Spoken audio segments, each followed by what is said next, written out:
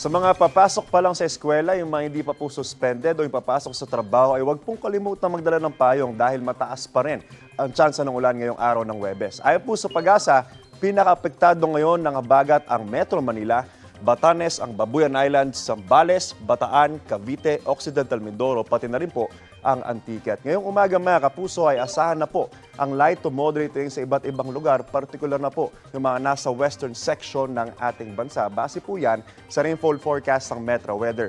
Halos buong bansa na, kasama po ang Metro Manila ang uulanin mamayang hapon at mamayang gabi. Posible po mga kapuso ang heavy to intense rains na maaaring magdulot ng baha o kaya naman ng landslide. Paalala po, stay safe and stay updated. Ingat po tayong lahat. Ako po si Andrew Pertiera. Know the weather before you go. Para mag-safe lagi, mga kapuso. Kapuso, huwag magpapahuli sa latest news and updates. Mag-iuna ka sa balita at mag-subscribe sa YouTube channel ng GMA Integrated News.